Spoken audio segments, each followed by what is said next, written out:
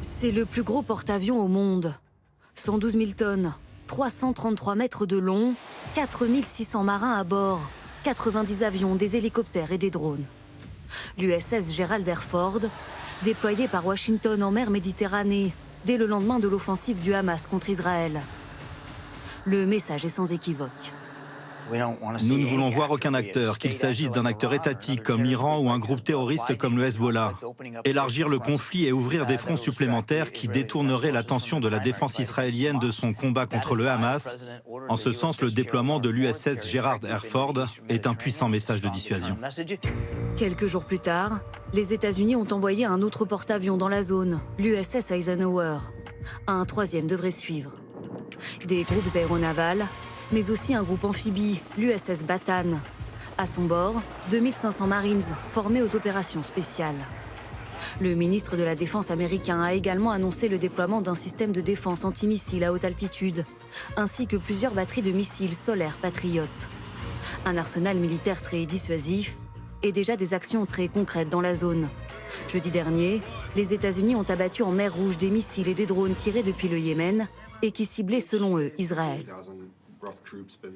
Cette réponse défensive est celle que nous aurions adoptée pour toute menace similaire dans la région, pour défendre notre intérêt personnel et celui de nos partenaires. Washington sur le qui-vive, alors qu'un autre front menace d'élargir le conflit dans la région. Depuis quelques jours, les explosions se succèdent à la frontière qui sépare Israël du Liban. Des affrontements entre Tsahal et le Hezbollah libanais, alliés du Hamas et surtout de l'Iran. Hier, le ministre iranien des Affaires étrangères a d'ailleurs lancé un avertissement très clair à Israël et son allié américain. Je voudrais avertir les États-Unis et le régime israélien que s'ils ne mettent pas immédiatement un terme aux crimes contre l'humanité et au génocide à Gaza, tout est possible à tout moment. Et la région deviendra incontrôlable. Les conséquences retomberont sur les auteurs et les responsables de cette guerre.